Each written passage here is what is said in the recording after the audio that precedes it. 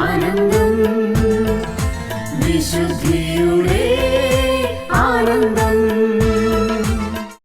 പിതാവും പുത്രനും പരിശുദ്ധാത്മാവുമായ സർവേശ്വര, അങ്ങ് ഞങ്ങൾ ആരാധിക്കുന്നു, സ്തുതിക്കുന്നു, മഹത്വപ്പെടുത്തുന്നു. നല്ല ദൈവമേ, ഞങ്ങൾ ഓരോരുത്തരെയും പൂർണ്ണമായി അങ്ങേക്ക് സമർപ്പിക്കുന്നു. അങ്ങയുടെ പരിശുദ്ധാത്മാവിനെ ഞങ്ങളിലേക്ക് അയക്കണമേ. അങ്ങയുടെ പരിശുദ്ധാത്മാവിനെ എന്നിലേക്കും എന്നെ ശ്രവിക്കുന്ന എല്ലാ മക്കളിലേക്കും അങ്ങ് അയക്കണമേ. പരിശുദ്ധാത്മാവെ കടന്നു വരണമേ. എന്നെ അങ്ങയുടെ അഭിഷേകം കൊണ്ട് നിറയ്ക്കണമേ. അങ്ങയുടെ വചനം പ്രഘോഷിക്കുവാനുള്ള ശക്തി എനിക്ക് നൽകണമേ. ഞാൻ പ്രഘോഷിക്കുന്ന വചനം എൻ്റെ ജീവിതത്തിലൂടെ മറ്റുള്ളവർക്ക് കാണിച്ചു കൊടുക്കുവാനും എന്നെ ശ്രവിക്കുന്നവർ അതനുസരിച്ച് അവരുടെ ജീവിതത്തെ ക്രമപ്പെടുത്തുവാനും എല്ലാം അങ്ങ് ഞങ്ങളെ സഹായിക്കണമേ. പരിശുദ്ധാത്മാവേ, ഇത് എൻ്റെയോ ഈ സഹോദരങ്ങളുടെ ഒന്നും പ്രവൃത്തിയല്ല, ഇത് അങ്ങയുടെ പ്രവൃത്തിയാണ്, ദൈവത്തിൻ്റെ പ്രവൃത്തിയാണ്. ദൈവത്തിന് വേണ്ടിയിട്ട് മാത്രമാണ് ഞങ്ങളിത് സമർപ്പിക്കുന്നത്, ഞങ്ങളിത് ചെയ്യുന്നത്. നല്ല ദൈവമേ, ഞങ്ങളെല്ലാവരെയും, എന്നെയും എന്നെ ശ്രവിക്കുന്ന എല്ലാ മക്കളെയും അങ്ങ് അനുഗ്രഹിക്കണമേ. ജീവിതത്തിൽ ഒത്തിരിയേറെ പ്രശ്നങ്ങളും പ്രതിസന്ധികളുമായിട്ട് ജീവിക്കുന്ന മക്കളുണ്ട്. ഒരുപക്ഷെ അവരായിരിക്കാം ഇതെല്ലാം ശ്രവിക്കുന്നത്. അവർക്ക് അവരുടെ ജീവിത പ്രശ്നങ്ങൾക്ക് ഒരു പരിഹാരം കാണുവാനായിട്ട് പരിശുദ്ധാത്മാവേ, നല്ല ഈശോയെ, അങ്ങ് അവരെയും എന്നെയും സഹായിക്കണമേ. പിതാവും പുത്രനും പരിശുദ്ധാത്മാവുമായ സർവേശ്വര, എന്നേക്കും ആമേൻ. വിശുദ്ധിയുടെ ആനന്ദം. പ്രിയ ദൈവമക്കളെ, വിശുദ്ധിയുടെ ആനന്ദമാണ് യഥാർത്ഥ ആനന്ദം. വിശുദ്ധിയില്ലാത്ത ആനന്ദം ഒരിക്കലും നിലനിൽക്കുന്ന ആനന്ദമല്ല. മറ്റുള്ള എല്ലാ സന്തോഷങ്ങളും കടന്നു പോകുന്നതാണ്, അതിനൊന്നും നിലനിൽപ്പില്ല. നിലനിൽപ്പുള്ള ഒരേ ഒരു ആനന്ദം വിശുദ്ധിയുടെ ആനന്ദമാണ്. വിശുദ്ധിയിൽ നാം നിലനിൽക്കുന്നിടത്തോളം കാലം നല്ല തമ്പുരാൻ ആ ആനന്ദം നമ്മുടെ ഹൃദയത്തിലേക്ക് വർഷിച്ചു കൊണ്ടിരിക്കും, ഒരു സംശയമില്ല. ഈ ആനന്ദം നമ്മൾ ഇന്ന് എടുത്തു കളയുന്നത് നമ്മുടെ പാപമാണ്. പാപത്തിൻ്റെ പ്രത്യാഘാതങ്ങൾ വിശുദ്ധ ഗ്രന്ഥത്തിൽ നാം വായിക്കുന്നുണ്ട്. കായേൻ പാപം ചെയ്തപ്പോൾ 4 പ്രത്യാഘാതങ്ങൾ പാപത്തിൻ്റെ ഫലമായിട്ടുണ്ടായതായിട്ട് ഉൽപ്പത്തി പുസ്തകത്തിൽ നാം വായിക്കുന്നു. ആ 4 പ്രത്യാഘാതങ്ങൾ ഏത് മനുഷ്യൻ പാപം ചെയ്താലും ഉണ്ടായിരിക്കും, യാതൊരു സംശയമില്ല. ഇന്ന് വരെ ഭൂലോകത്തിൽ ജനിച്ചിരിക്കുന്ന എല്ലാ മനുഷ്യരും അവർ പാപം ചെയ്യുമ്പോൾ ഈ പ്രത്യാഘാതങ്ങളിലൂടെ കടന്നു പോകും, യാതൊരു സംശയമില്ല. ഉൽപ്പത്തി പുസ്തകത്തിൽ 4-ാം അധ്യായത്തിൻ്റെ 13-14 വാക്യത്തിൽ നാം ഇങ്ങനെ വായിക്കുന്നുണ്ട്. കായേൻ പറഞ്ഞു, ഇത് എനിക്ക് വഹിക്കാവുന്നതിലും വലുതാണ് ഈ ശിക്ഷ. അങ്ങ് എന്നെ ഇവിടെ നിന്ന് ഇന്ന് ആട്ടിപ്പായിച്ചിരിക്കുന്നു. അങ്ങയുടെ സന്നിധിയിൽ നിന്ന് ഞാൻ ഒളിച്ചു നടക്കണം. ഞാൻ ഭൂമിയിൽ ഉഴലുന്നവനാണ്, എന്നെ കാണുന്നവർ കൊല്ലാൻ ശ്രമിക്കുന്നു. ഇതാണ് 4 പ്രത്യാഘാതങ്ങൾ. ആദ്യത്തെ പ്രത്യാഘാതം, ഇന്ന് ഇവിടെ നിന്ന് എന്നെ അങ്ങ് ആട്ടിപ്പായിച്ചിരിക്കുന്നു. രണ്ടാമത്തത്, അങ്ങയുടെ സന്നിധിയിൽ നിന്ന് ഞാൻ ഒളിച്ചു നടക്കണം. മൂന്നാമത്തത്, ഞാൻ ഭൂമിയിൽ ഉഴലുന്നവനായിരിക്കും. 4-ാമത്തത്, എന്നെ കാണുന്നവർ കൊല്ലാൻ ശ്രമിക്കുന്നു. എന്താണ് അങ്ങ് ഇവിടെ നിന്ന് ആട്ടിപ്പായിച്ചിരിക്കുന്നു എന്നുള്ളതിൻ്റെ അർത്ഥം? ദൈവം ആദം പാപം ചെയ്തപ്പോൾ ആദത്തെ ശപിച്ച് ആദത്തോട് പറയുന്നു, നിന്റെ പാപം മൂലം മണ്ണ് ശപിക്കപ്പെട്ടതായോ. ഇനി മുതൽ നിനക്ക് വേണ്ടിയിട്ട്, മനുഷ്യന് വേണ്ടിയിട്ട് മണ്ണ് മുള്ളുകളും മുൾച്ചെടികളും മുളപ്പിക്കും. നമുക്കറിയാം, കായേൻ ഒരു കൃഷിക്കാരനായിരുന്നു. പാപം ചെയ്തതിന് ശേഷം കായേൻ്റെ ജീവിതം അമ്പേ പരാജയമായി. ഇത് തന്നെയാണ് നമ്മുടെ ജീവിതത്തിലും സംഭവിക്കുന്നത്. നാം എല്ലാവരും ദൈവത്തിൻ്റെ പുത്രന്മാരും പുത്രിമാരുമാണ്. എല്ലാവരും നമ്മളൊക്കെ ദൈവത്തിൻ്റെ പുത്രന്മാരാണ്. യോഹന്നാൻ്റെ സുവിശേഷത്തിൽ 1-ാം അധ്യായത്തിൻ്റെ 12-ാം വാക്യത്തിൽ നാം ഇങ്ങനെ വായിക്കുന്നുണ്ട്, അവിടുത്തെ സ്വീകരിക്കുന്ന എല്ലാവരും, അവിടുത്തെ നാമത്തിൽ വിശ്വസിക്കുന്ന എല്ലാവരും അവരെയും ദൈവമക്കളാകുവാൻ അവിടുന്ന് കൃപ നൽകി. അവിടുത്തെ സ്വീകരിക്കുന്നവർ, അവിടുത്തെ നാമത്തിൽ വിശ്വസിക്കുന്ന എല്ലാവരെയും ദൈവമക്കളാക്കുവാനായിട്ട് മാമോദിസ വഴി നമ്മളെല്ലാവരും അവിടുത്തെ സ്വീകരിച്ചവരാണ്, അവിടുത്തെ മക്കളായിട്ട് അവിടുത്തെ നാമത്തിൽ വിശ്വസിച്ചവരാണ്. അങ്ങനെയുള്ള എല്ലാവരും ദൈവമക്കളായി. എന്നാൽ പാപം ചെയ്യുമ്പോൾ നമുക്ക് ദൈവത്തിൻ്റെ ആ മക്കൾ, ഞാൻ ദൈവത്തിൻ്റെ മകനാണ്, പുത്രന്മാരാണ്, പുത്രിമാരാണ്, ആ സ്ഥാനം നഷ്ടപ്പെടുകയാണ്.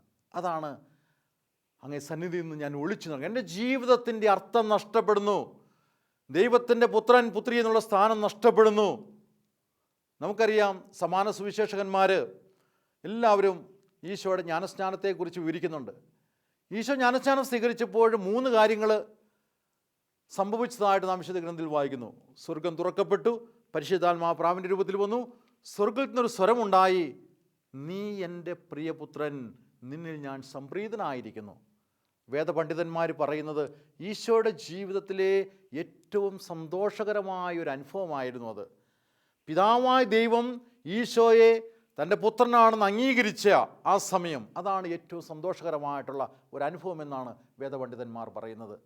പ്രിയ ദൈവമക്കളെ, നമ്മൾ ദൈവത്തിൻ്റെ മക്കളായിരിക്കുന്ന അവസ്ഥയിൽ, പുത്രന്മാരും പുത്രിമാരുമായിരിക്കുന്ന അവസ്ഥയിൽ, അതാണ് ഒത്തിരിയേറെ സന്തോഷത്തിൻ്റെ ആനന്ദത്തിൻ്റെ ഒരു അനുഭവം എന്ന് പറയുന്നത്. ദൈവമക്കൾ, ഞാൻ ദൈവത്തിൻ്റെ മകനാണ്, അതാണ്. അതിൽ കൂടുതൽ എനിക്കൊരു സന്തോഷമില്ല. ദൈവത്തിൻ്റെ മകനാണെങ്കിൽ എനിക്ക് ദൈവത്തിൻ്റേതായിട്ടുള്ള എല്ലാത്തിനും അവകാശമുണ്ട്. ദൈവം എന്നെ പരിപാലിച്ചുകൊള്ളും, ദൈവം എൻ്റെ കാര്യത്തിൽ ശ്രദ്ധാലുവാണ്. ഒത്തിരി കാര്യങ്ങൾ നമുക്ക് അതിനെക്കുറിച്ച് പറയുവാൻ സാധിക്കും. അതെല്ലാം നമുക്ക് സ്വന്തമാണ്. അത് ഞാൻ ദൈവത്തിൻ്റെ മകനായതുകൊണ്ടാണ്. എനിക്ക് ആ പുത്രസ്ഥാനം നഷ്ടപ്പെട്ടാൽ പിന്നെ അതൊന്നുമില്ല. അപ്പോൾ പാപം ചെയ്യുമ്പോൾ സംഭവിക്കുന്നതാണ്, ആ പുത്രസ്ഥാനം നഷ്ടപ്പെടുന്നു. ദൈവമായുള്ള ആ ബന്ധം വിച്ഛേദിക്കുകയാണ് ചെയ്യുന്നത്. ഇതാണ് പാപത്തിൻ്റെ ഒന്നാമത്തെ പ്രത്യാഘാതം. രണ്ടാമത്തെ പ്രത്യാഘാതം എന്ന് പറയുന്നത്, അവിടുത്തെ സന്നിധിയിൽ നിന്ന് ഞാൻ ഒളിച്ചു നടക്കണം. വേറെ ചില വിവർത്തനത്തിൽ ഇങ്ങനെ കാണുന്നുണ്ട്, അങ്ങയുടെ മുഖം എന്നിൽ നിന്ന് മറച്ചു വച്ചിരിക്കുന്നു. രണ്ടും ഒന്ന് തന്നെയാണ്. അങ്ങയുടെ സന്നിധിയിൽ ഞാൻ ഒളിച്ചു നടക്കണം, അല്ലെങ്കിൽ നിൻ്റെ മുഖം എന്നിൽ നിന്ന് മറച്ചു വച്ചിരിക്കുന്നു.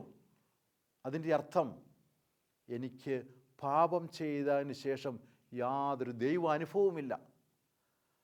പാപം ചെയ്തതിന് ശേഷം നമുക്കൊരു ദൈവാനുഭവം ഉണ്ടാകില്ല. ഒരു സീരിയസ് ആയിട്ടുള്ള ഒരു വലിയ പാപം ചെയ്തൊരു വ്യക്തി പരിശുദ്ധ കുർബാനയുടെ മുന്നിൽ പോയിരുന്ന് പ്രാർത്ഥിക്കുക, മണിക്കൂറുകളോളം അവിടെ ചെലവഴിച്ചെന്നിരിക്കും, പക്ഷേ പ്രാർത്ഥിക്കാൻ സാധിക്കില്ല. മനസ്സിൽ പ്രാർത്ഥിക്കാൻ സാധിക്കില്ല. നിൻ്റെ മുഖം എന്നിൽ നിന്ന് മറച്ചു വച്ചിരിക്കുന്നു, ഞാനവിടെ നിന്ന് ഒളിച്ചു നടക്കണം. ദൈവാനുഭവമില്ല, പ്രാർത്ഥിക്കാൻ സാധിക്കില്ല. അതാണ് നിൻ്റെ മുഖം എന്നിൽ നിന്ന് മറച്ചു വച്ചിരിക്കുന്നു. അത് ഭീകരമായ അവസ്ഥയാണ്. നമ്മൾ ചിന്തിക്കുന്ന പോലൊന്നുമല്ല. കാരണം നമ്മളെ ദൈവം തിരഞ്ഞെടുത്തിരിക്കുന്നത്, മർക്കോസിൻ്റെ സുവിശേഷത്തിൽ 3-ാം അധ്യായത്തിൻ്റെ 14-ാം വാക്യത്തിൽ പറയുന്നുണ്ട്, നമ്മളെ ഈശോ തിരഞ്ഞെടുത്തിട്ട് എന്തിനു വേണ്ടിയിട്ടാണ് തിരഞ്ഞെടുത്തത്? അവിടുത്തോടു കൂടി ആയിരിക്കുവാനും വചനം പ്രഘോഷിക്കുവാനും. ഇതാണ് പ്രഥമവും പ്രധാനവുമായിട്ട് ഈശോയുടെ ലക്ഷ്യം. നമ്മളെ ഓരോരുത്തരെയും തിരഞ്ഞെടുത്തപ്പോൾ അവിടുത്തോടു കൂടി ആയിരിക്കാൻ വേണ്ടിയിട്ടാണ്. എപ്പോഴും നമ്മൾ അവിടുത്തോടു കൂടി ആയിരിക്കണം. അവിടുത്തോടു കൂടി ആയിരിക്കാൻ സാധിക്കാത്ത അവസ്ഥ ഭീകരമായ അവസ്ഥയാണ്. പ്രാർത്ഥിക്കാൻ സാധിക്കാത്ത അവസ്ഥ ഭീകരമായ അവസ്ഥയാണ്. ദൈവാനുഭവമില്ലാത്ത അവസ്ഥ ഭീകരമായ അനുഭവമാണ്. അതാണ് പാപം ചെയ്ത മനുഷ്യന് അവസ്ഥ. നിൻ്റെ മുഖം എന്നിൽ നിന്ന് മറച്ചു വച്ചിരിക്കുന്നു, അല്ലെങ്കിൽ നിന്നിൽ നിന്ന് ഞാൻ ഒളിച്ചു നടക്കണം. വർഷങ്ങൾക്ക് മുമ്പ് റാഞ്ചിയിൽ വെച്ച് ഒരു സ്ത്രീയെ പരിചയപ്പെട്ടു. മിസ്സസ് ഗുപ്ത എന്നവരുടെ പേര്, മിസ്സസ് ഗുപ്ത. ഞാൻ അന്ന് അച്ഛനൊന്നുമായിട്ടില്ല, എൻ്റെ റീജൻസി കാലത്താണ്. ഒരു ദിവസം ഞങ്ങളുടെ ആശ്രമത്തിൽ അവരെന്നെ ക്ഷണിച്ചു, പ്രത്യേകമായിട്ട് വീട്ടിൽ വരെ വരണമെന്ന് പറഞ്ഞു. തൊട്ടടുത്ത് തന്നെയാണ്. ഞാനൊരു 3 മണിയോടുകൂടി അവിടെ എത്തി. അതൊരു സാധാരണ വീടല്ല, ഒരു വലിയ കൊട്ടാരം, ഒരു ബംഗ്ലാവ്. അതിൻ്റെ മുറ്റത്ത് നല്ല മനോഹരമായ ലോൺ, അവിടെ 2 കസേര ഇട്ടിരുന്നു. അവരെന്നോട് ചോദിച്ചു, ഏത് ഭാഷയിലാണ് സംസാരിക്കുന്നത്, ഇംഗ്ലീഷാണോ ഹിന്ദിയാണോ എന്ന് ചോദിച്ചു. ഞാൻ പറഞ്ഞു, ഞാൻ മലയാളിയാണ്, ഞാനിവിടെ വന്നിട്ട് അധികം നാളായില്ല, എനിക്ക് ഹിന്ദി ഒന്നും അറിയാൻ പാടില്ല, നമുക്ക് ഇംഗ്ലീഷിൽ സംസാരിക്കാമെന്ന് പറഞ്ഞു. അവർ സംസാരിക്കാൻ തുടങ്ങി. അവരുടെ ജീവിത കഥ അവർ തുറന്നു വെച്ചു. അവർ കൽക്കട്ടയിൽ നല്ലൊരു ക്രിസ്തീയ കുടുംബത്തിൽ, നല്ല മാതാപിതാക്കൾക്ക്, സഹോദരങ്ങൾക്കൊക്കെ പ്രിയപ്പെട്ടൊരു മകളായിട്ട്, സഹോദരിയായിട്ട് അവർ ജനിച്ചു വളർന്നു. 10ാം ക്ലാസ് വരെ പഠിക്കുമ്പോൾ എല്ലാ ദിവസവും ദേവാലയത്തിൽ പോയി ദിവ്യബലിയിൽ പങ്കെടുത്ത് പരിശുദ്ധ കുർബാന സ്വീകരിച്ച് അങ്ങനെ സന്തോഷത്തിൻ്റെയും ആനന്ദത്തിൻ്റെയുമായുള്ളൊരു ജീവിതം ആയിരുന്നു അവരുടേത് 10ാം ക്ലാസ് വരെ. അതിനുശേഷം കുറേ അകലെ കോളേജിൽ പോയി, അവിടെ ഹോസ്റ്റലിൽ നിന്നു. അവിടെ വന്നപ്പോഴേക്കും കുർബാനയില്ല, പ്രാർത്ഥനയില്ല. കുർബാനയും പ്രാർത്ഥനയും ഇല്ലാത്ത അവസ്ഥയിൽ കുറേ നാൾ മുന്നോട്ട് പോയി. ആ കാലഘട്ടത്തിൽ കോളേജ് വിദ്യാഭ്യാസം മുന്നോട്ട് പോയപ്പോൾ ഒരു ദുർബല നിമിഷത്തിൽ വേറെ സമുദായത്തിൽപ്പെട്ട ഒരു മനുഷ്യൻ, ഒരു ധനാഠ്യനായ, ഒത്തിരിയേറെ ഫാക്ടറികളൊക്കെ ഒരു ധനാഠ്യനായ ഒരു മനുഷ്യൻ ഒരു കുടുംബത്തിലൊരു ചെറുപ്പക്കാരനുമായിട്ട് പ്രണയത്തിലായി. അങ്ങനെ വീട്ടുകാരുടെ എതിർപ്പിന് എല്ലാം ഒന്നും വകവയ്ക്കാതെ അവർ വിവാഹിതരായി. വിവാഹം കഴിഞ്ഞപ്പോൾ വിവാഹത്തിന് വീട്ടുകാരും സഹകരിച്ചില്ല. വിവാഹം കഴിഞ്ഞപ്പോൾ വീണ്ടും കൽക്കട്ടയിൽ ജീവിക്കുന്നത് അവർക്ക് ബുദ്ധിമുട്ടാണ്. കാരണം എപ്പോഴും വീട്ടുകാരെയും നാട്ടുകാരെയും കാണേണ്ടി വരുന്നു എന്ന് പറഞ്ഞതുകൊണ്ട് റാഞ്ചിയിൽ അദ്ദേഹം ഒരു സ്ഥലം മേടിച്ച് വലിയ ബംഗ്ലാവ് പണിത് അവരവിടെ താമസം തുടങ്ങി. കുറേ വർഷം കഴിഞ്ഞപ്പോൾ ഭർത്താവ് മരിച്ചുപോയി. ഞാൻ ആ സ്ത്രീയെ കാണുന്നതിന് 30 വർഷം മുമ്പ് അവരുടെ ഭർത്താവ് മരിച്ചുപോയി. ഈ 30 വർഷം ഈ ബംഗ്ലാവിൽ ഏകാഗിയായിട്ട് കഴിയുകയാണ്. ഒരേ ഒരു മകൻ, അദ്ദേഹം ഒരു ഇൻ്റർനാഷണൽ ജേർണലിസ്റ്റാണ്. വല്ലപ്പോഴും ഡൽഹിയിൽ വരുമ്പോൾ അമ്മയൊന്ന് ഫോൺ വിളിക്കും. അതാണ് അമ്മയും മകനും തമ്മിലുള്ള ബന്ധം. വേറെ ഒരു ബന്ധവുമില്ലാതെ അവരവിടെ താമസിക്കുന്നു. ഞങ്ങൾ ഈ സംസാരിക്കുന്നതിൻ്റെ അടുത്ത് ഇടയ്ക്കിടയ്ക്ക് 2-3 പ്രാവശ്യം ഞാൻ പോകാനായിട്ട് എഴുന്നേറ്റു. എന്നോട് പറഞ്ഞു, പ്ലീസ് പോകരുത്, അല്പസമയം കൂടി ഇവിടെ ഇരിക്കൂ, ഈ ഏകാന്തത എന്നെ വേട്ടയാടുകയാണ്, ഈ ഏകാന്തത എന്നെ വേട്ടയാടുകയാണ്. പ്രിയ ദൈവമക്കളെ, ദൈവത്തിൽ വിശ്വസിക്കുന്ന, ദൈവത്തോട് പ്രാർത്ഥിക്കുന്ന, ദൈവത്തോടു കൂടി ആയിരിക്കുന്ന ഒരു വ്യക്തിയെ സംബന്ധിച്ചിടത്തോളം ഏകാന്തത എന്ന് പറയുന്നത് ഏറ്റവും മനോഹരമായ അനുഭവമാണ്. ഏകാന്തതയിലാണ് ദൈവവുമായിട്ട് സംസാരിക്കുന്നത്. ഏകാന്തതയിലേ നമുക്ക് യേശുവായിട്ട് ദൈവവുമായിട്ട് സംസാരിക്കാൻ പറ്റുള്ളൂ. ദൈവവുമായിട്ടൊരു ആഴമായ ബന്ധം നമുക്ക് വേണമെങ്കിൽ അത് ഏകാന്തതയിലാണ്. രാജാക്കന്മാരുടെ 1-ാം പുസ്തകത്തിൽ ഏലിയ ദൈവത്തെ കണ്ടുമുട്ടുന്ന കാണുന്നുണ്ട്. ഗുഹാമുഖത്ത് ഏലിയ വന്ന് നിൽക്കുന്നു. ആദ്യം അവിടെ മലകളെ പിളരുന്ന രീതിയിലുള്ള കൊടുങ്കാറ്റുണ്ടാകുന്നു. രാജാക്കന്മാരുടെ 1-ാം പുസ്തകത്തിൽ 19-ാം അധ്യായത്തിൽ നാം കാണുന്നുണ്ട്. മലകളെ പിളരുന്ന രീതിയിലുള്ള കൊടുങ്കാറ്റുണ്ടാകുന്നു. പക്ഷേ ആ കാറ്റിൽ ദൈവമില്ലായിരുന്നു. അതിനുശേഷം അവിടെ ഭൂകമ്പമുണ്ടായി. ഭൂകമ്പത്തിൽ ദൈവമില്ലായിരുന്നു. അതിനുശേഷം അവിടെ അഗ്നി ഉണ്ടായി. അഗ്നിയിലും ദൈവമില്ലായിരുന്നു. അതിനുശേഷം മൗനം, A sound of mere silence. ഏകാന്തത, ശാന്തത, അതിലാണ് ദൈവം ഏലിയായോട് സംസാരിക്കുന്നത്. നമുക്ക് ദൈവവുമായിട്ട് ആഴമായൊരു ബന്ധം വേണമെങ്കിൽ, സംസാരിക്കണമെങ്കിൽ അത് ഏകാന്തതയിലാണ്, മൗനത്തിലാണ്, ശാന്തതയിലാണ്. അവിടെയാണ്. ഇവിടെ നോക്ക്, ഏകാന്തത വേട്ടയാടുന്ന, പേടിപ്പെടുത്തുന്ന ഒരു യാഥാർത്ഥ്യമായിട്ട് മാറുന്നു. അത് ആദ്യം ദൈവവിശ്വാസിയായിട്ട് ഈശോയിൽ വിശ്വസിച്ച് ആ സന്തോഷവും സമാധാനവും എല്ലാം അനുഭവിച്ചറിഞ്ഞ വ്യക്തി വീണ്ടും അതിൽ നിന്ന് വിട്ടുപോയപ്പോൾ ആ ജീവിതം മുഴുവൻ മാറ്റിമറിഞ്ഞിരിക്കുന്നു. ഏകാന്തത പേടിപ്പെടുത്തുന്ന ഒരു യാഥാർത്ഥ്യമായിട്ട് മാറിയിരിക്കുന്നു. പ്രിയ ദൈവമക്കളെ, ഇതാണ് പാപത്തിൻ്റെ 2ാമത്തെ പ്രത്യാഘാതം എന്ന് പറയുന്നത്. യാതൊരു ദൈവാനുഭവമില്ല, പ്രാർത്ഥിക്കാൻ സാധിക്കാത്ത അവസ്ഥ. അത് ഭീകരമായ അവസ്ഥയാണ്. ഇനി 3ാമത്തെ പ്രത്യാഘാതം, ഞാൻ ഭൂമിയിൽ ഉഴലുന്നവനായിരിക്കും. ഞാൻ ഭൂമിയിൽ ഉഴലുന്നവനായിരിക്കും. എന്താണ് അതിൻ്റെ അർത്ഥം? ഇതിൻ്റെ അർത്ഥം, ഞാൻ വളരെ അസ്വസ്ഥനായിരിക്കുന്നു. I become so restless, I lost my peace. എൻ്റെ സമാധാനം നഷ്ടപ്പെട്ടു, ഞാൻ അസ്വസ്ഥനായിരിക്കുന്നു. അതാണ് അതിൻ്റെ അർത്ഥം. പ്രിയ ദൈവമക്കളെ, ഈ ലോകത്തിൽ, ഈ ജീവിതത്തിൽ നമ്മുടെ ഏറ്റവും വലിയ സമ്പത്ത്, അല്ലെങ്കിൽ നമുക്ക് നേടാവുന്ന ഏറ്റവും വലിയ കാര്യമെന്ന് പറയുന്നത് സമാധാനമുള്ളൊരു ജീവിതമാണ്. സമാധാനമില്ലെങ്കിൽ എത്രമാത്രം കോടികളുണ്ടെങ്കിലും, അംബാനിയോ ടാറ്റയോ ബിർളയോ എന്തായിക്കഴിഞ്ഞാലും അതുകൊണ്ട് എന്ത് പ്രയോജനം? ഞാനൊരു കുട്ടിയെ കണ്ടു, അവിടെ അംബാനിയുടെ റിലയൻസ് ഹോസ്പിറ്റലിൽ ജോലി ചെയ്യുന്നൊരു ഒരു കൊച്ച്. ആ കൊച്ചെന്നോട് പറഞ്ഞു, ഞാൻ റിസൈൻ ചെയ്യാൻ പോവുകയാണ്. കാരണം അവിടെ പോലും ബോംബ് ഭീഷണിയാണ്, പേടിയിലാണ് ജീവിക്കുന്നത്. അപ്പോൾ ഞാൻ ആലോചിച്ചു, അങ്ങനെയാണെങ്കിൽ ഇവർക്കൊക്കെ എന്തുമാത്രം പേടിയിലായിരിക്കും അവർ ജീവിക്കുന്നത്. അവിടെ ജോലി മനസ്സമാധാനത്തോടെ ഒരു കുട്ടിക്ക് ജോലി ചെയ്യാൻ പോലും സാധിക്കുന്നില്ല. പ്രിയപ്പെട്ട ദൈവമക്കളെ, ഈ ജീവിതത്തിൽ നമ്മുടെ ഏറ്റവും വലിയ നേട്ടമെന്ന് പറയുന്നത് ഒരു സമാധാനമുള്ളൊരു ജീവിതമാണ്. പാപം ചെയ്യുമ്പോഴത് നഷ്ടപ്പെടുന്നു. ഞാൻ ഭൂമിയിൽ ഉഴവലുന്നവനായിരിക്കും. I become so restless. ഞാൻ അസ്വസ്ഥനായിരിക്കുന്നു, എനിക്ക് സമാധാനമില്ല. മനുഷ്യൻ്റെ അസ്വസ്ഥത എന്ന് പറയുന്നത് നമ്മൾ വളരെ സീരിയസ് ആയിട്ട് കണക്കാക്കേണ്ട ഒന്നാണ്. ഒരു മനുഷ്യൻ്റെ അസ്വസ്ഥത. ഗാന്ധിജി പറയുന്നുണ്ട്, ലോക സമാധാനത്തെക്കുറിച്ച് പറയുമ്പോൾ ആദ്യം ആ സമാധാനം ഓരോ മനുഷ്യൻ്റെയും ഹൃദയത്തിലാണ് വേണ്ടത്. എൻ്റെ ഹൃദയത്തിൽ നിന്ന് ആ സമാധാനം എൻ്റെ കുടുംബത്തിലേക്ക് പകരണം. എൻ്റെ കുടുംബത്തിൽ നിന്ന് അത് ഞാൻ ജീവിക്കുന്ന സമൂഹത്തിലേക്ക് പകർന്നു കൊടുക്കണം. ആ സമൂഹത്തിൽ നിന്ന് ഞാൻ ജീവിക്കുന്ന സംസ്ഥാനത്തിലേക്ക്, സ്റ്റേറ്റിലേക്ക് അത് കൊടുക്കണം. അവിടെ നിന്ന് എൻ്റെ രാജ്യത്തേക്ക്, അവിടുന്ന് അന്തർദേശീയമായിട്ട്. അപ്പോൾ ഈ അന്തർദേശീയമായ ലോക സമാധാനം പോലും ആരംഭിക്കുന്നത് ഒരു വ്യക്തിയുടെ, അല്ലെങ്കിൽ ഓരോ വ്യക്തിയുടെയും ഹൃദയത്തിൽ നിന്നാണ് എന്നാണ് ഗാന്ധിജി പോലും പറയുന്നത്. സമാധാനം എന്ന് പറയുന്നത് ഏറ്റവും വലിയ ഒരു നേട്ടമാണ്. അതില്ലാത്ത മനുഷ്യൻ്റെ അസ്വസ്ഥത എന്ന് പറയുന്നത് നമുക്ക് അതിൻ്റെ പ്രത്യാഘാതം എന്താണെന്ന് പോലും ചിന്തിക്കാൻ സാധിക്കില്ല. നമുക്കറിയാം ഈ രണ്ടാം ലോക മഹായുദ്ധം പോലും അതിൻ്റെ ഒരു ഇമ്മീഡിയറ്റ് കോസ്, ഒരു പ്രത്യേകമായിട്ട് പെട്ടെന്നുണ്ടായൊരു കാരണം എന്ന് പറയുന്നത് തന്നെ ഒരു മനുഷ്യൻ്റെ ഉള്ളിലുണ്ടായിരുന്ന അസ്വസ്ഥതയല്ലേ? അതെ, ഹിറ്റ്ലർ എന്ന് പറയുന്ന ഒരു മനുഷ്യൻ്റെ അസ്വസ്ഥതയാണ് രണ്ടാം ലോക മഹായുദ്ധത്തിന് പോലും കാരണം. ഒരു മനുഷ്യൻ്റെ. ചിലപ്പോൾ ഞാൻ ചിന്തിക്കാറുണ്ട്, ഈ ആധുനിക ലോകത്തിൻ്റെ മുഖച്ഛായ മാറ്റിയത് തന്നെ, അതിന് തന്നെ സംഭവിച്ചിരിക്കുന്ന നേട്ടങ്ങളാകാം കോട്ടങ്ങളാകാം പലതും, പല ഭീകരമായ ദുരന്തങ്ങൾ തന്നെ 3 കുട്ടികളുടെ മനസ്സിൻ്റെ അസ്വസ്ഥതകൾ അന്നത്തെ ആ വിദ്യാലയത്തിലെ അധ്യാപകർക്ക് പരിഹരിക്കാൻ സാധിക്കാത്തതാണ്.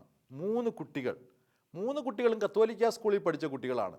ഒരു കുട്ടി, അവൻ വളരെ അന്തർമുഖനായിരുന്നു. അവൻ ആരോടും തന്നെ സംസാരിക്കില്ല, പഠിപ്പിക്കുന്ന കാര്യങ്ങളൊന്നും പഠിക്കില്ല, പരീക്ഷയ്ക്കൊക്കെ എത്തും. പക്ഷേ വേറെ പല കാര്യങ്ങളിലും അവന് താല്പര്യമുണ്ട്, ക്ലാസ്സിലെ കാര്യങ്ങളിലൊന്നുമല്ല. അങ്ങനെ ആരോടും സംസാരിക്കാതെ അന്തർമുഖനായിട്ട് ഒരു വിഷയത്തിനും ജയിക്കാതെ മറ്റു പലതിൻ്റെയും പുറകെ പോകുന്ന ഒരു കുട്ടി. അവൻ എന്തോരം നന്നാക്കാൻ നോക്കിയാലും നന്നാക്കില്ല. അവസാനം ആ കുട്ടിയെ സ്കൂളിൽ നിന്ന് പറഞ്ഞു വിട്ടു. രണ്ടാമത് വേറൊരു കുട്ടി, അവൻ വഴക്കാണിയായിരുന്നു, എല്ലാവരോടും വഴക്ക്, എന്നും വഴക്ക്. അവനെ സ്കൂളിൽ നിന്ന് പറഞ്ഞു വിട്ടു. അവിടുത്തെ ബിഷപ്പ് പോലും ആ സ്കൂളിലെ മാനേജ്മെൻറ്റിനോട് ആവശ്യപ്പെട്ടു, ഒരു വൈദികരായിരുന്നു മാനേജർ, അദ്ദേഹത്തോട് ആവശ്യപ്പെട്ടു, ആ കുട്ടിയെ നിങ്ങൾ എങ്ങനെയെങ്കിലും അവന് നന്നാക്കിയെടുക്ക്. നോ, അവനെ ഇനി ഈ സ്കൂളിൽ പഠിപ്പിക്കുന്ന പ്രശ്നമില്ല. അവനൊരൊറ്റ ദിവസം പോലും ഇവിടെ മറ്റുള്ളവർക്ക് മനസ്സമാധാനം കൊടുത്തിട്ടില്ല. അതുപോലെ വഴക്കാളിയായ ഒരു കുട്ടി, അവനെയും സ്കൂളിൽ നിന്ന് പറഞ്ഞു വിട്ടു. മൂന്നാമത്തെ കുട്ടി, അവൻ പഠിക്കുന്നതിലൊക്കെ ഒത്തിരിയേറെ അപ്പുറത്തെ കാര്യങ്ങൾ വായിച്ചു കൊണ്ടുവരും. ക്ലാസ്സിലിരുന്നാൽ ഇങ്ങനെ അധ്യാപകരോട് ഓരോരോ ചോദ്യങ്ങൾ ചോദിക്കും. പലപ്പോഴും അധ്യാപകർ ഉത്തരം മുട്ടി അവർക്കൊന്നും ഉത്തരം കൊടുക്കാൻ സാധിക്കാതെ വന്നു. പല പ്രാവശ്യം അവന് വാണിംഗും കൊടുത്തു, നീ ആദ്യം തന്നെ ക്ലാസ്സിൽ പഠിപ്പിക്കുന്ന കാര്യങ്ങളൊക്കെ പഠിപ്പിക്കുക, അതിന് പുറത്തേക്കുള്ള കാര്യങ്ങളെക്കുറിച്ചൊന്നും ചിന്തിക്കണ്ട. ഇല്ല, അവൻ അതും പഠിക്കും, അതിനപ്പുറമുള്ള ഒത്തിരിയേറെ കാര്യങ്ങളെല്ലാം അവൻ അറിയണം, ചോദിക്കും. പക്ഷേ പലപ്പോഴും അധ്യാപകർക്ക് അവനൊരു തലവേദനയായിട്ട് മാറി. അവസാനം അവനെയും പറഞ്ഞു വിട്ടു, സ്കൂളിൽ നിന്ന് പറഞ്ഞു വിട്ടു. 3 കുട്ടികൾ. ആദ്യത്തെ അന്തർമുഖനായ, ആരോടും സംസാരിക്കാത്ത, എല്ലാ വിഷയത്തിനും തന്നെ തോൽക്കുന്ന കുട്ടി ഹിറ്റ്ലർ. രണ്ടാമത്തെ, എല്ലാവരോടും വഴക്കടിക്കുന്ന, ആർക്കും മനസ്സമാധാനം കൊടുക്കാത്ത കുട്ടി മുസോളിനി. മൂന്നാമത്തെ, എപ്പോഴും ചോദ്യങ്ങൾ ചോദിച്ചുകൊണ്ട്, പുതിയ പുതിയ മേഖലകൾ കണ്ടുപിടിച്ചുകൊണ്ട്, ഉത്തരം തേടിക്കൊണ്ട്, അന്വേഷിച്ചുകൊണ്ട് അധ്യാപകർക്ക് തലവേദനയായ കുട്ടി കാറൽ മാർക്സ്. ഈ 3 പേരല്ലേ ഒരു തരത്തിൽ ചിന്തിച്ചാൽ ഈ ലോകത്തിൻ്റെ മുഖച്ഛായ തന്നെ മാറ്റിയത് ഈ ആധുനിക ലോകത്തിൽ. മനസ്സിൻ്റെ അസ്വസ്ഥതകൾ കുട്ടികളായിരുന്നപ്പോൾ അധ്യാപകർക്ക് പരിഹരിക്കാൻ സാധിക്കാത്തതാണ് പിന്നീട് പല ഇതുപോലെ ചില ദുരന്തങ്ങളിലേക്ക് തന്നെ അതിനെ നയിക്കുവാനായിട്ട് ഇടയാക്കുന്നത്. പ്രിയപ്പെട്ട ദൈവമക്കളെ, മനസ്സിൻ്റെ അസ്വസ്ഥത ആരുടെ ആയാലും, നമ്മുടെയോ നമ്മുടെ പ്രിയപ്പെട്ടവരുടെയോ മനസ്സിൻ്റെ അസ്വസ്ഥതകളുണ്ടെങ്കിൽ അത് പരിഹരിക്കണം, തീർച്ചയായിട്ടും പരിഹരിക്കണം. അത് പരിഹരിക്കാതെ മുന്നോട്ട് പോയാൽ അതിൻ്റെ പ്രത്യാഘാതം എന്താണെന്ന് നമുക്ക് അറിയുവാനായിട്ട് സാധിക്കില്ല. ഇത് പാപത്തിൻ്റെ ഫലമായിട്ടാണ് ഈ അസ്വസ്ഥതകൾ ഉണ്ടാകുന്നത്. പാപം ചെയ്യുന്ന മനുഷ്യന് അവൻ അസ്വസ്ഥനായിരിക്കും. പ്രഭാഷകൻ്റെ പുസ്തകത്തിൽ 21-ാം അധ്യായത്തിൻ്റെ 2-ാം വാക്യത്തിൽ നാം വായിക്കുന്നുണ്ട്, സർപ്പത്തിൽ നിന്ന പോലെ പാപത്തിൽ നിന്ന് ഓടിയകലുക. സർപ്പത്തിൽ നിന്ന പോലെ പാപത്തിൽ നിന്ന് ഓടിയകലുക. അടുത്ത് ചെന്നാൽ അത് നിന്നെ കടിക്കും. അതിൻ്റെ പല്ലുകൾ സിംഹത്തിൻ്റെ പല്ലുകൾ പോലെയാണ്, അത് നിങ്ങളെ നശിപ്പിക്കും. ഒരു സംശയമില്ല, പാപമെന്ന് പറയുന്നത് നമ്മളെ നശിപ്പിക്കും. അതുകൊണ്ട് സർപ്പത്തിൽ നിന്ന പോലെ നമ്മൾ അതിൽ നിന്ന് ഓടിയകലുവാനായിട്ടാണ്. അതിൻ്റെ പ്രത്യാഘാതം, അത് എങ്ങനെ പ്രതികരിക്കുമെന്ന് അറിയാൻ സാധിക്കില്ല. ഓരോരുത്തർക്കും ഓരോ തരത്തിലായിരിക്കും, ഭീകരമായിരിക്കും അതിൻ്റെ അവസ്ഥ. അതിലേക്ക് വീണു പോയി കഴിഞ്ഞാൽ അത് നമ്മളെ നശിപ്പിക്കും, യാതൊരു സംശയമില്ല. പാപം നമ്മളെ നശിപ്പിക്കും. ഇനി പാപത്തിൻ്റെ 4-ാമത്തെ പ്രത്യാഘാതം എന്ന് പറയുന്നത്, കയ്യൻ പറയുന്നു, എന്നെ കാണുന്നവൻ കൊല്ലാൻ ശ്രമിക്കുന്നു. എന്നെ കാണുന്നവർ കൊല്ലാൻ ശ്രമിക്കുന്നു. എന്താ ഈ കൊല്ലുക എന്ന് പറഞ്ഞാൽ? ഈ കൊല്ലുക എന്ന് പറഞ്ഞാൽ വിശുദ്ധ ഗ്രന്ഥത്തിൽ കൊല്ലുക എന്നുള്ളതിൻ്റെ അർത്ഥം 1 യോഹന്നാൻ 3:15 നാം വായിക്കുന്നുണ്ട്, സഹോദരനെ വെറുക്കുന്നവൻ കൊലപാതകിയാണ്, കൊലപാതകിയിൽ നിത്യജീവനില്ല. സഹോദരനെ വെറുക്കുന്നവൻ കൊലപാതകിയാണ്, കൊലപാതകിയിൽ നിത്യജീവനില്ല. അതുകൊണ്ട് വിശുദ്ധ ഗ്രന്ഥത്തിൽ കൊലപാതകം എന്ന് പറഞ്ഞാൽ വെറുപ്പ്. കൊലപാതകം സമം വെറുപ്പ്, അല്ലെങ്കിൽ വെറുപ്പ് സമം കൊലപാതകം. അത് വെറുപ്പിനോട് തുല്യമാണ് ഈ കൊലപാതകം എന്ന് പറയുന്നത്. അപ്പോൾ എന്താണ്? പാപം ചെയ്യുന്നതിൻ്റെ ഫലമായിട്ട് മനുഷ്യ ഹൃദയത്തിലേക്ക് വെറുപ്പ് അടിഞ്ഞുകൂടുന്നു. അതാണ്. എന്നെ കാണുന്നവൻ കൊല്ലാൻ ശ്രമിക്കുന്നു എന്ന് വിശുദ്ധ ഗ്രന്ഥത്തിൽ പറയുമ്പോൾ നാം മനസ്സിലാക്കേണ്ടത്, പാപം ചെയ്തൊരു മനുഷ്യൻ്റെ ഹൃദയത്തിലേക്ക് വെറുപ്പ് അടിഞ്ഞുകൂടുന്നു. വെറുപ്പടിഞ്ഞുകൂടി കഴിഞ്ഞാൽ അതിൻ്റെ പ്രത്യാഘാതങ്ങൾ അതെങ്ങനെയൊക്കെയാണ് പിന്നീട് മറ്റു രീതിയിൽ പ്രതിഫലിക്കുന്നതെന്ന് നമുക്ക് പറയാൻ സാധിക്കില്ല. പല രോഗങ്ങൾക്ക് പോലും കാരണം, ഒത്തിരിയേറെ രോഗങ്ങൾ ഇത്തിരി പോലും കാരണം ഈ വെറുപ്പാണ്. മനുഷ്യ ഹൃദയത്തിൽ അടിഞ്ഞുകൂടിയിരിക്കുന്ന വെറുപ്പാണ്. സുപ്രസിദ്ധ വചനപ്രഘോഷകനായിട്ടുള്ള അനിൽ ദേവ് അച്ഛൻ ഒരിക്കൽ പറയുകയുണ്ടായി അദ്ദേഹത്തിൻ്റെ ഒരു അനുഭവം. അദ്ദേഹം ഒരു സ്ഥലത്ത് കൺവെൻഷന് ചെന്നപ്പോൾ അവിടെ പാട്ട് പാടുന്ന പെൺകുട്ടി പറഞ്ഞു അവളുടെ പിതാവ് സുഖമില്ലാതെ വീട്ടിൽ കിടക്കുകയാണ്, ഒന്ന് പ്രാർത്ഥിക്കാമോ എന്ന് ചോദിച്ചു. പ്രാർത്ഥിക്കാമെന്ന് പറഞ്ഞു. അദ്ദേഹവും അദ്ദേഹത്തിൻ്റെ കൂട്ടത്തിലുള്ള കുറച്ച് സിസ്റ്റേഴ്സും അച്ഛന്മാരും പ്രാർത്ഥനക്കാരെല്ലാവരുടെ ആ വീട്ടിൽ ചെന്നു. ആ മുറിയിലേക്ക് കയറി നാമമാത്ര വസ്ത്രങ്ങൾ ധരിച്ചുകൊണ്ടൊരു മനുഷ്യൻ അവിടെ കിടക്കുന്നു. അദ്ദേഹം ഒന്നും ചോദിച്ചില്ല. ഒന്നും ചോദിക്കാതെ അദ്ദേഹം പ്രാർത്ഥിക്കാനായിട്ട് തുടങ്ങി. പ്രാർത്ഥിക്കാൻ തുടങ്ങിയത് ഈ മനുഷ്യൻ പെട്ടെന്ന് ഇങ്ങനെ പറയുകയാണ്, എനിക്കാരുടെയും പ്രാർത്ഥന വേണ്ട. എല്ലാവരും ഞെട്ടിപ്പോയി.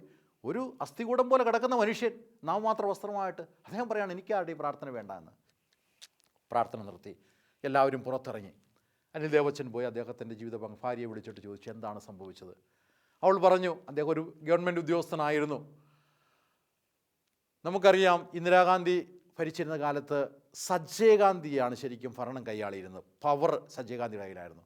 സഞ്ജയ് ഗാന്ധിയാണ് നമ്മുടെ ഇന്ത്യയിൽ കുടുംബാസൂത്രണം കൊണ്ടുവന്നത്. അവരുടെയൊക്കെ ചിന്ത പോപ്പുലേഷൻ, ജനസംഖ്യയാണ് നമ്മുടെ ഏറ്റവും വലിയ പ്രശ്നം. അതുകൊണ്ട് അതിനെ നിയന്ത്രിക്കണം. അതിനു വേണ്ടിയിട്ട് എല്ലാവർക്കും 2 മക്കൾ മതി എന്ന് അദ്ദേഹം നിഷ്കർഷിച്ചു. അതാണ് കുടുംബാസൂത്രണം. 2 മക്കളിൽ കൂടുതൽ പാടില്ല. എല്ലാ ഗവൺമെൻറ് ഉദ്യോഗസ്ഥരും 2 മക്കളുള്ള എല്ലാ ഗവൺമെൻറ് ഉദ്യോഗസ്ഥരും ഈ വന്ധീകരണ ശസ്ത്രക്രിയയ്ക്ക് അതിന് വിധേയമാകണമെന്ന് അദ്ദേഹം നിഷ്കർഷിച്ചു. അങ്ങനെ എല്ലാവരും അനുഭവിച്ചു. പക്ഷേ ഈ മനുഷ്യന് അതിന് താല്പര്യമില്ലായിരുന്നു. ഭാര്യ നിർബന്ധിച്ചു. അല്ലെങ്കിൽ പ്രൊമോഷൻ കിട്ടില്ല. അന്നത്തെ കാലത്ത് അങ്ങനെയാണ്, അത് ചെയ്തില്ലെങ്കിൽ പ്രൊമോഷൻ കിട്ടില്ല. അതുകൊണ്ട് ഭാര്യ നിർബന്ധിച്ചതുകൊണ്ട് അദ്ദേഹം പോയി അത് നടത്തി. അന്ന് മുതൽ ഭാര്യയോട് വെറുപ്പ്, ഹൃദയത്തിൽ വെറുപ്പ് അടിഞ്ഞുകൂടിക്കൊണ്ടിരുന്നു. അവസാനം രോഗിയായി കട്ടിലേൽ ബെഡറിനായിട്ട് വർഷങ്ങളോളം കിടക്കുകയാണ്. ഈ കഥയെല്ലാം കേട്ട് അച്ഛനകത്ത് കയറിയിട്ട് ആ മനുഷ്യനോട് കുറേ നേരം സംസാരിച്ചു. ഏകദേശം ഒരു 10-45 മിനിറ്റ് സംസാരിച്ചു. ഭാര്യയോട് ക്ഷമിക്കുന്നതിനെക്കുറിച്ചൊക്കെ ആയിരിക്കും തീർച്ചയായിട്ടും പറഞ്ഞത്. അതിനുശേഷം മറ്റുള്ളവരെ വിളിച്ചു, പ്രാർത്ഥിച്ചു. പ്രിയ ദൈവമക്കളെ, അച്ഛനും മറ്റുള്ളവരും പ്രാർത്ഥിച്ചു കൊണ്ടിരിക്കുമ്പോൾ ആ മനുഷ്യൻ്റെ 2 കണ്ണിൽ നിന്നും കണ്ണുനീര് ധാരിതാരായിട്ട് ഒഴുകി. ആ കണ്ണുനീര് ഒഴുകാൻ തുടങ്ങിയപ്പോൾ അദ്ദേഹത്തിൻ്റെ കരങ്ങൾ ചലിക്കാൻ തുടങ്ങി, കാലുകൾ ചലിക്കാൻ തുടങ്ങി. ആ മനുഷ്യൻ എഴുന്നേറ്റ് അവിടെ കട്ടിലിരുന്നു. അതിനുശേഷം എഴുന്നേറ്റിരുന്നു. വലിയൊരു അത്ഭുതമായിരുന്നു. വർഷങ്ങൾക്ക് ശേഷം തന്നെ ആ മനുഷ്യൻ എഴുന്നേറ്റു. പിറ്റേ ദിവസം ആ കൺവെൻഷൻ ഗ്രൗണ്ട് വരെ അദ്ദേഹം നടന്നു പോയി. ഏറ്റവും വലിയൊരു അത്ഭുതമായിരുന്നു അത്. പ്രിയ ദൈവമക്കളെ, വെറുപ്പ് മനുഷ്യൻ്റെ ജീവനെടുക്കും. വെറുപ്പ് പാപത്തിൻ്റെ പ്രത്യാഘാതമായിട്ട് നമ്മുടെ ഹൃദയത്തിലുണ്ടാകുന്നതാണ്. നമുക്ക് പ്രാർത്ഥിക്കാം. പിതാവായ ദൈവമേ, പുത്രനായ ദൈവമേ, പരിശുദ്ധാത്മാവായ ദൈവമേ, ഞങ്ങളെ അനുഗ്രഹിക്കണമേ. ഈശോയെ, അങ്ങ് ഈ ലോകത്തിൽ പാപമില്ലാതെ ജീവിച്ചു. അങ്ങ് മനുഷ്യനായിട്ട് അവതരിച്ചെങ്കിലും പാപമൊഴിച്ച് എല്ലാത്തിനും അങ്ങ് മനുഷ്യനോട് തുല്യനായിരുന്നു. അങ്ങയുടെ ജീവിതം സന്തോഷത്തിൻ്റെയും ആനന്ദത്തിൻ്റെ ജീവിതമായിരുന്നു. പരിശുദ്ധ അമ്മയുടെ ജീവിതവും സന്തോഷത്തിൻ്റെയും ആനന്ദത്തിൻ്റെയും ജീവിതമായിരുന്നു. കാരണം അവൾ ഒരിക്കലും പാപം ചെയ്തിട്ടില്ല. അങ്ങ് ഒരിക്കലും പാപം ചെയ്തിട്ടില്ല. ഈശോയെ, ഞങ്ങൾ വിശ്വസിക്കുന്നു, പാപം ചെയ്യാതെ ഉള്ളൊരു ജീവിതം ആനന്ദത്തിൻ്റെ ജീവിതമായിരിക്കും. പക്ഷേ ഞങ്ങളുടെ ബലഹീനതകൾ പലപ്പോഴും ഞങ്ങളെ പാപത്തിലേക്ക് വലിച്ചിഴക്കുകയാണ്. ഞങ്ങളുടെ ഇല്ലായ്മകളും ഞങ്ങളുടെ വല്ലായ്മകളും ഞങ്ങളുടെ ബലഹീനതകളും ഞങ്ങളുടെ ദുഃഖങ്ങളെല്ലാം അങ്ങേക്ക് സമർപ്പിക്കുന്നു. ഈശോയെ, പാപരഹിതമായൊരു ജീവിതം നയിക്കുവാൻ ഞങ്ങളെ നീ സഹായിക്കണമേ. ഈ വിശുദ്ധിയുടെ ആനന്ദം ഞങ്ങൾ അനുഭവിക്കട്ടെ. ഞങ്ങളുടെ ഈ ആനന്ദം ചെറിയ ചെറിയ തെറ്റുകൾ, ചെറിയ ചെറിയ പാപങ്ങൾ എടുത്തുകൊണ്ട് പോവുകയാണ്. കർത്താവേ, പരിശുദ്ധ അമ്മേ, നിങ്ങൾ ജീവിച്ചതുപോലെ നല്ലൊരു വിശുദ്ധിയുടെ ജീവിതം, പാപരഹിതമായ ജീവിതം ഞങ്ങൾക്ക് പ്രദാനം ചെയ്യണമേ. എനിക്കും എന്നെ ശ്രമിക്കുന്ന എല്ലാ മക്കൾക്കും അങ്ങ് പ്രദാനം ചെയ്യണമേ. സർവശക്തനായ ദൈവം, പിതാവും പുത്രനും പരിശുദ്ധാത്മാവും നിങ്ങളെല്ലാവരെയും അനുഗ്രഹിക്കട്ടെ. ആമേൻ.